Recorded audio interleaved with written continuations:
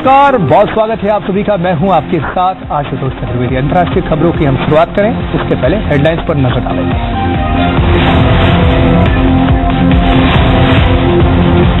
संदिग्ध देखे जाने के बाद हाई अलर्ट पर मुंबई। केंद्र ने उड़न नौसेना बेस के लिए एनएसजी टीम रवाना की। महाराष्ट्र सरकार ने कल तक डीजीपी से मांगी रिपोर्ट।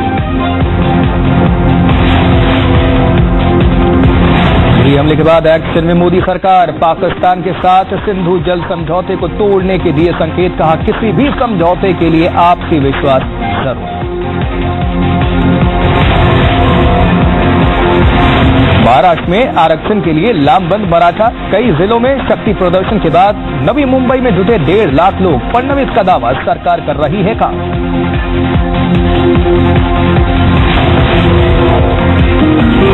मोहल्ला क्लिनिक्स को लेकर कांग्रेस के निशाने पर केजरीवाल सरकार। आप कार्यकर्ताओं के घरों पर क्लिनिक बनाकर मार्केट रेट से ज्यादा दिया जा रहा है किराया।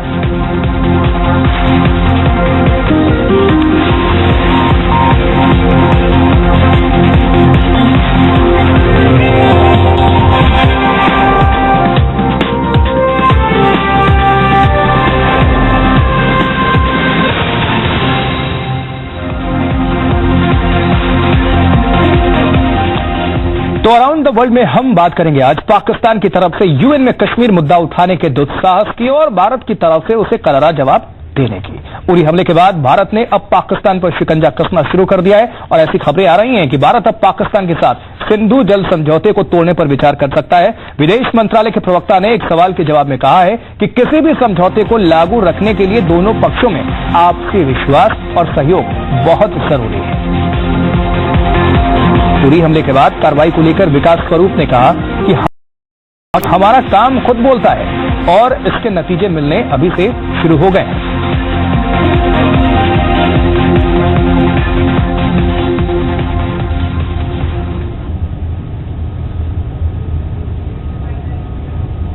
Differences between India and Pakistan on the implementation of the Indus Waters Treaty. Eventually, any cooperative arrangement requires goodwill and mutual trust on both sides. तो भारत और पाकिस्तान का जब बंटवारा हुआ था तो भारत से निकलने वाली रावी और सतलज नदियों के पानी पर भी विवाद खड़ा हो गया था। क्योंकि ये नदियां पाकिस्तान में भी बहती हैं और इसलिए इनके पानी पर पाकिस्तान ने भी दावा जताया। अब मामले को सुलझाने के लिए दोनों देश वर्ल्ड बैंक गए और उसकी मध्यस्थता से भारत और पाकिस्तान के बीच 1960 में सिंधु जल समझौता हुआ और जल समझौते के मुताबिक सतलज, व्यास, रावी, सिंधु, झेलम और चिनाब नदियों के पानी के बंटवारे के लिए व्यवस्था की गई। इस व्यवस्था के तहत सतलज, व्यास और रावी का अधिकतर पानी भारत के हिस्से में रखा गया, जबकि सिंधु, झेलम और चिनाब का अधिकतर पानी पाकिस्तान को दे दिया गया। यानी सिंधु, झेलम और चिनाब के पानी के बहाव पर भारत का नियंत्रण सीमित कर दिया गया। तो यदि भारत इस समझौते को तोड़ देता है तो क्या प्रभाव पड़ेगा, ये जानना यहां जरूरी है। तो पाकिस्तान को सिंधु और झेलम और चिनाब का पानी मिलना बंद हो जाएगा और इससे पाकिस्तान के एक बड़े हिस्से को सूखे का सामना करना पड़ेगा। कहा जा रहा है कि वो रेगिस्तान में तब्दील हो जाएगा। जब पानी नहीं मिलेगा तो रेगिस्तान हो ही जाएगा और पूर्वी और दक्षिणी पाकिस्तान में लोगों को पीने के पानी की समस्या से जूझना पड़ेगा। साथ ही आपको बताएं कि सिंचाई के लिए इस इलाके में पानी की भारी कमी हो जाएगी। यानी पाकिस्तान मजबूर हो जाएगा बैकफुट पर आने के लिए।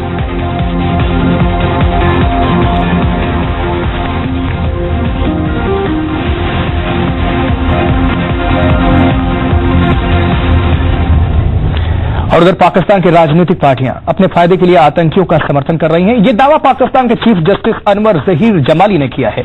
जमाली के मुताबिक आतंकी पाकिस्तान में वकीलों और जजों में अपना डर कायम रखने के लिए कोर्ट को टारगेट कर रहे थे, जो निराशाजनक है। उन्होंने आतंकवाद को बढ़ावा देने के लिए पाकिस्तान की कुछ राजनीतिक पार्टियों पर हमला बोला।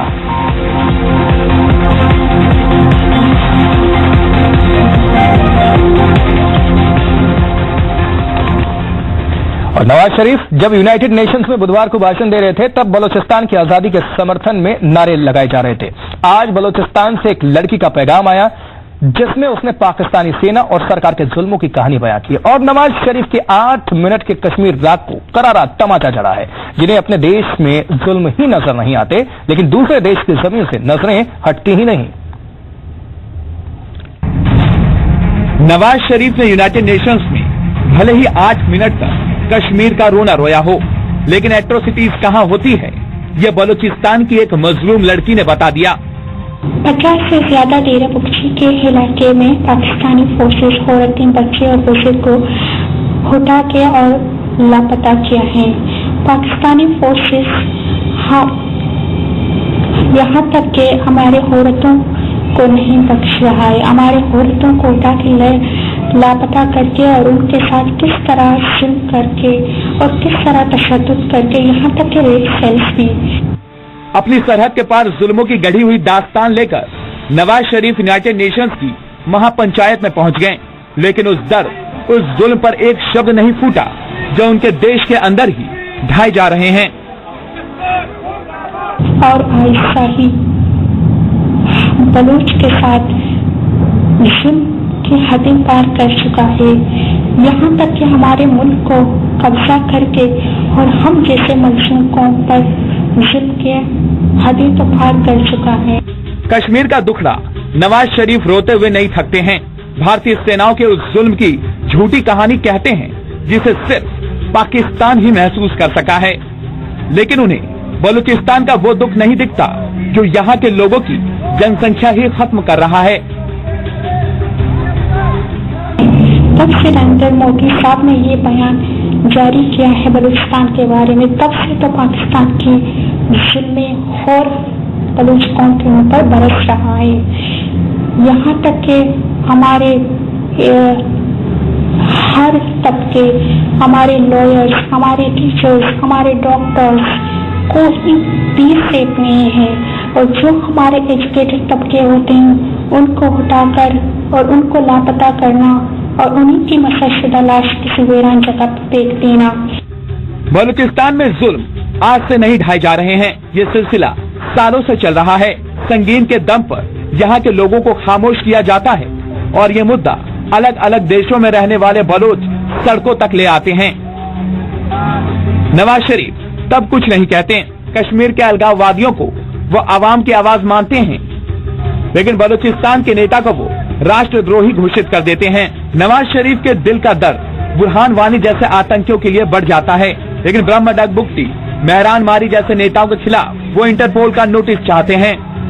Burhan Wani, the young leader murdered by Indian forces, has emerged as a symbol of the latest Kashmiri Intifada, a popular and peaceful freedom movement led by Kashmiris, young and old, men and women, armed only with an undying faith in the legitimacy of their cause and a hunger for freedom in their hearts. Pakistan इस बात से तड़पा हुआ है कि Bloch नेता भारत से मदद क्यों मांग रहे हैं, लेकिन नवाज शरीफ के पास इस बात का जवाब नहीं है कि वह कश्मीर के अलगाववादियों के हिमायती क्यों बने रहते हैं। कश्मीर पर हर बार यूएन में रेजोल्यूशन और रेफरेंडम की बातें करने वाले नवाज शरीफ आखिर बलूचिस्तान में रेफरेंडम क्यों नहीं कराते। आखिर आजादी की लड़ाई तो बलूचिस्तान भी लड़ रहा है, और इन्वेस्टिगेटिव कमेटी अगर भारत के लिए मांगी जा रही है तो भला पाकिस्तान के लिए मांग क्यों ना हो। International desk, India 24/7। तो नवाज शरीफ के यूनाइटेड नेशंस में दिए गए भाषण में बलूचिस्तान के मामले पर एक लफ्ज भी नहीं शामिल था, और इस मुद्दे को लेकर बलूचिस्तान की आजादी चाहने वाले लीडर्स में शुमार ब्रह्मदाग बुगटी ने कहा है कि नवाज शरीफ दरअसल वही कहते हैं जो उन्हें सेना कहने के लिए कहती है।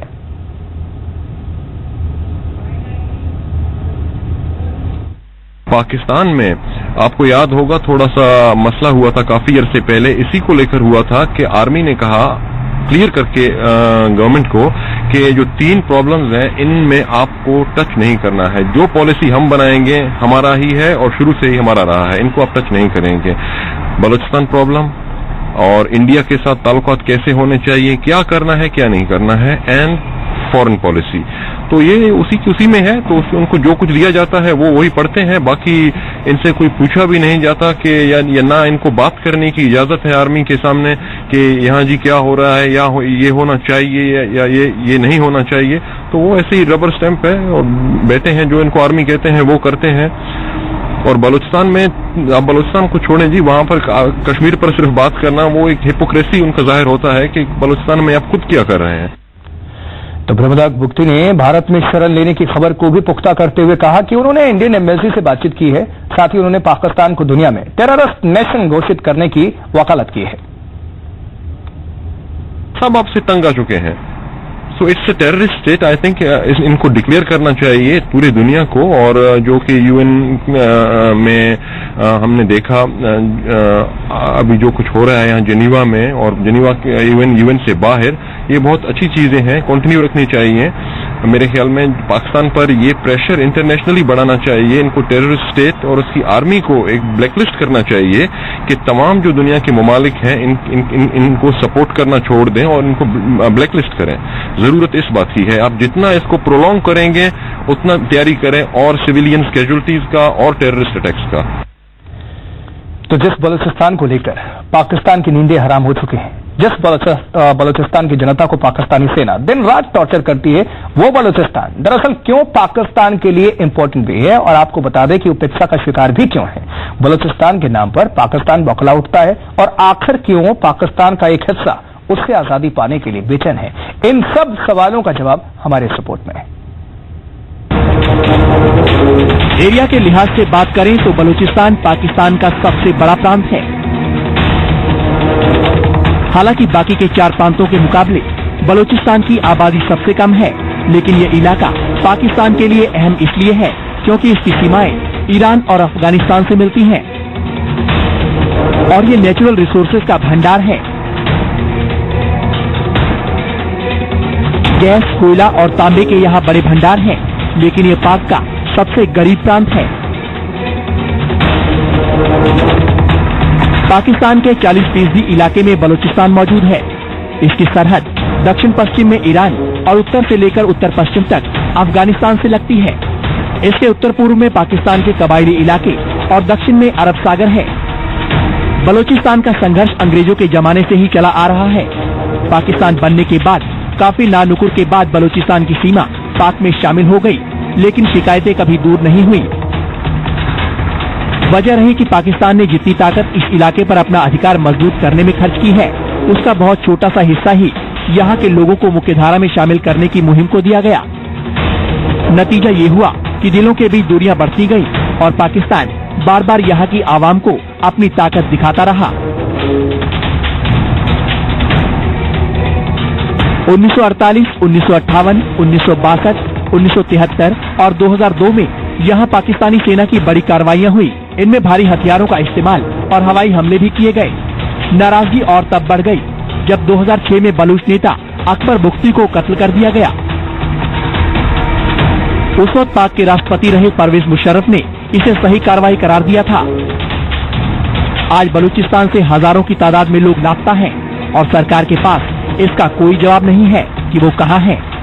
गायब हुए लोगों का परिवार सरकार पर ही उन्हें अगवा करने का आरोप लगाता रहा है, जबकि सरकार उन पर ही यहाँ गड़बड़ी फैलाने की जिम्मेदारी मढ़ देती है। पिछले कुछ सालों में पाकिस्तान ने यहाँ आर्थिक गतिविधियाँ बढ़ा दी हैं, जिसके तहत चीन और ईरान के साथ बड़े करार करके ग्वादर एयरपोर्ट पर सुविधाएं बढ़ाई जा रही हैं और चीन के साथ इकोनॉमिक कॉरिडोर बनाया जा रहा है। ये बातें बलूचिस्तान के लोगों को और भी नाखुश कर रही हैं, क्योंकि उन्हें लग रहा है कि उनके अधिकार छीने जा रहे हैं। बलूचिस्तान में चुनाव तो होते हैं, लेकिन उनमें धांधली की शिकायत हमेशा ही रही है। बलूचिस्तान के लोग हमेशा ही पाकिस्तान की बेरुखी और जुल्मों से तंग आकर आजादी की मांग करते रहे हैं, लेकिन पाकिस्तान इसे भारतीय साजिश का नाम देकर नकार देता है। International desk, India 24/7। और पाकिस्तान के प्रधानमंत्री नवाज शरीफ भले ही विक्टिम कार्ड खेलकर खुद को आतंकवाद का शिकार देश कहते हैं, लेकिन सच्चाई यह है कि उनकी आतंक को पोषने की नीति ने पाकिस्तान को दुनिया का 5वां सबसे खतरनाक मुल्क बना दिया है। यह खुलासा अमेरिकी intelligence think tank Intel centre की ओर से जारी की गई कंट्री ट्रेड इंडेक्स यानी कि CTI में हुआ है। नवंबर 2015 में पाक जहां 10वें नंबर पर था, वहीं इस बार वो 5वें नंबर पर पहुंच गया है। अमेरिका पहली बार जहां इस लिस्ट के टॉप 10 में शामिल हुआ है, वहीं नाइजीरिया, यमन और मिस्र जैसे देश टॉप 10 से बाहर हो गए हैं। इस लिस्ट में 528 रेटिंग के साथ सीरिया दुनिया का सबसे खतरनाक मुल्क बना हुआ है। 479 रेटिंग के साथ इराक दूसरा सबसे खतरनाक देश है। 379 रेटिंग के साथ अफगानिस्तान तीसरे नंबर पर है, जबकि 234 रेटिंग के साथ टर्की लिस्ट में चौथे पायदान पर है। 151 रेटिंग के साथ पड़ोसी देश पाकिस्तान इस लिस्ट में 5वें पायदान पर है। इस लिस्ट में अमेरिका 85 रेटिंग के साथ 8वें नंबर पर है, जबकि सोमालिया 6ठे और लीबिया 7वें नंबर पर है। वहीं फिलीपींस 9वें और यूक्रेन और 10वें नंबर पर है। वहीं भारत का नंबर इस लिस्ट में 16वां है।